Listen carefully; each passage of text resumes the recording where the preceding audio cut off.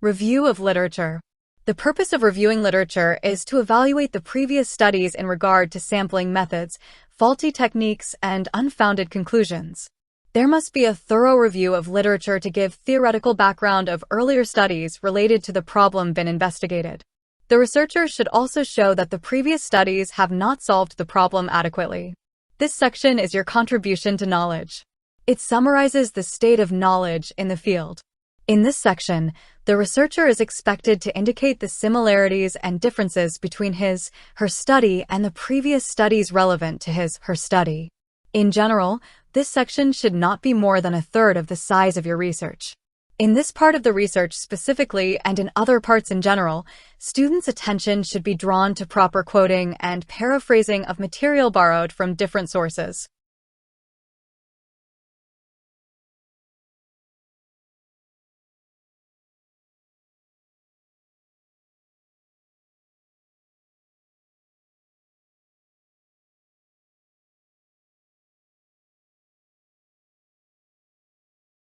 Plagiarism and paraphrasing.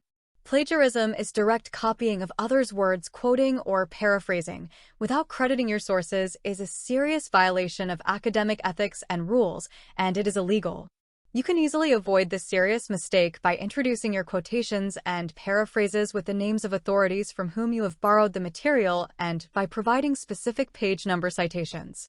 For example, Lester, 1999, tongue sticking out. Point 12, thinks that students learn to document ideas in their notes and incorporate them clearly in the manuscript. Paraphrasing is to use your own words to indicate that you have borrowed some ideas from other people. You should be honest in not changing what the others want to say. Paraphrasing, like quoting, requires the crediting of your sources without using quotation marks, but if one word or phrase cannot be changed, it should be enclosed within single inverted commas to acknowledge that it is not your word or phrase. Rules for avoiding plagiarism. Let the reader know when you begin borrowing from a source by introducing a quotation or a paraphrase with the name of the authority. Enclose within quotation marks all quoted materials. Make certain that paraphrased material has been rewritten into your own style and language. The simple rearrangement of sentence patterns is unacceptable. Provide specific in-text documentation for each borrowed item, but keep in mind that styles differ. MLA, APA, etc. Provide bibliography entry in the work cited for every source cited in the research. Methodology. Population and sample. Population means the universal of subjects that the researcher intends to generalize his/her study problem results on them. The researcher will not be able to study the whole population, so a study sample is chosen. The probability methods of sampling require the specification of the study population, preparation of a list of its subjects, and then choice of a reasonable sample that represents the whole population. This will allow the generalization of the study findings. Full description of the target population and how the subjects are chosen should be given. The researcher should explain how the size of the study sample is determined and how representative it is to the entire population. One type of sampling is the simple random sample, which gives every subject a chance to be chosen as a study subject. The sample size should be adequate to represent the whole population. In the descriptive studies, the sample size is recommended as follows: 20% to represent some hundreds, 10% to represent some thousands, 5% to represent tens of thousands. Problems of questionnaire designing. Avoid ambiguous, unclear technical items. Make sure the questions are not too complicated or difficult to be answered by your subjects. Do not ask 2 questions in one question. For example, the following question is unanswerable. Do you support the privatization of electricity in Sudan? Or do you support the continuation of the present policy? Avoid long items. Avoid negative and double negative items. Avoid biased questions. The interview. An interview is one way of administering a face-to-face questionnaire. To have an effective interview, follow these steps. Explain how you choose your subjects. Choose a suitable place and time. Prepare appropriate questions by stating the objectives of the interview, identifying the population and choosing the study sample, writing the interview questions and they are going to be asked. Effectuate the interview by practicing interviewing a small sample, administering the interview. Record the interview results right then. Tests. There are two types of tests: criterion reference tests and norm reference tests. The criterion reference tests are used to compare the performance of students in a normal distribution with each other, while the norm reference tests are used to find out what the students have achieved when studying a certain material. Like other tools of data gathering, the reliability and validity should be ensured for these tests.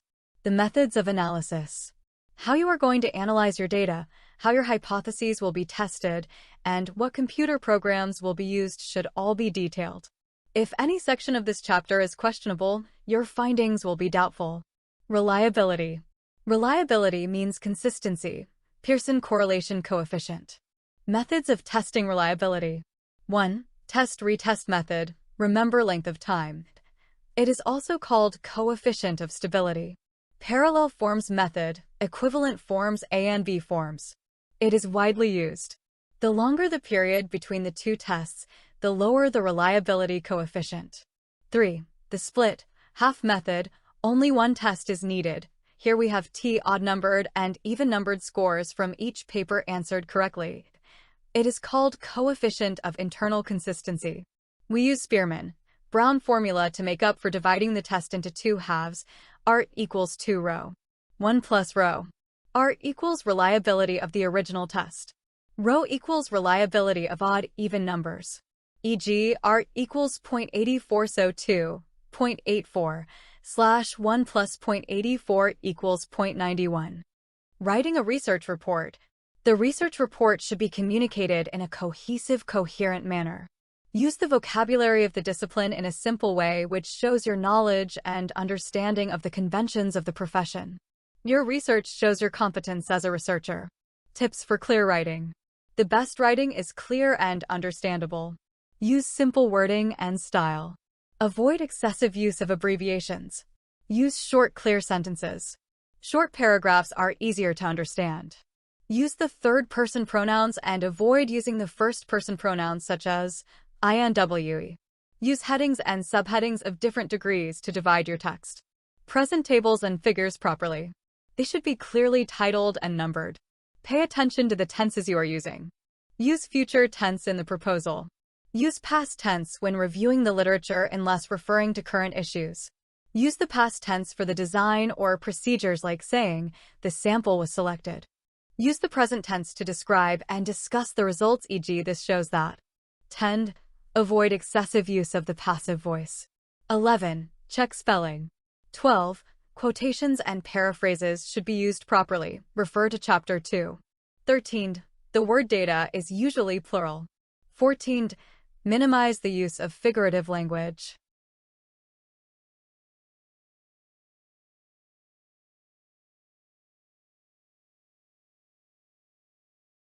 Measures of central tendency.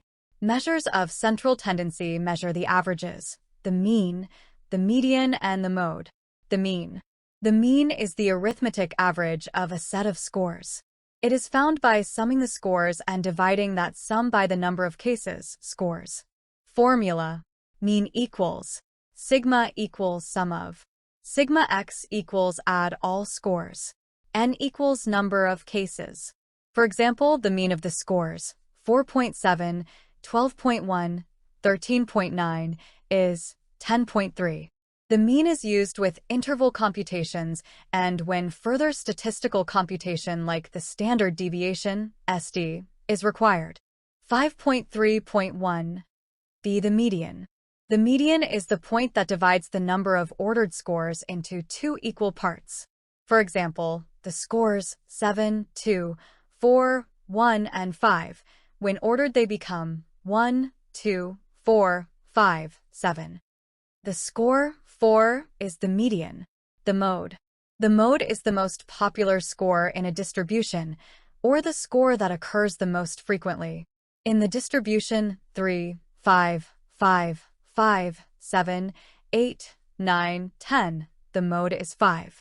To sum up, use the mean with interval scores, median with ordinal scores, mode with nominal scores. Measures of variability.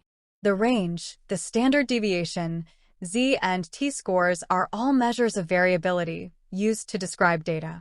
The standard deviation is the mostly used by researchers. It is used to compare two means in a normal distribution. As for the degree of relationship between two variables is measured by a number called correlation/coefficient. -1 and +1 means that there is a perfect negative or positive relationship. The normal distribution.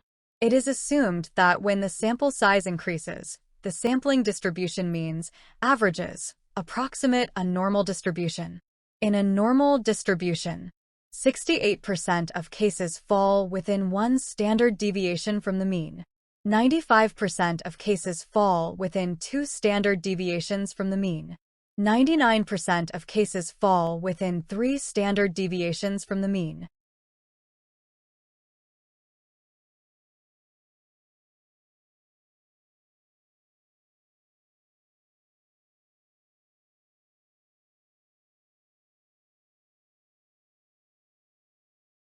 Statistical methods how to interpret the SD.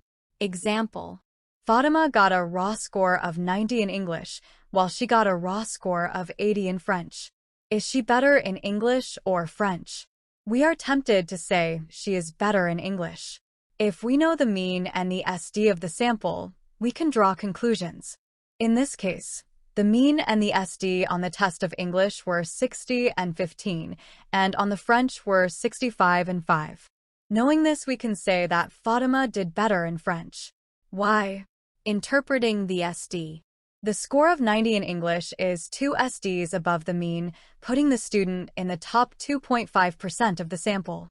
However, the score of 80 is 3 SDs above the mean, putting the student in the top 1% of the sample.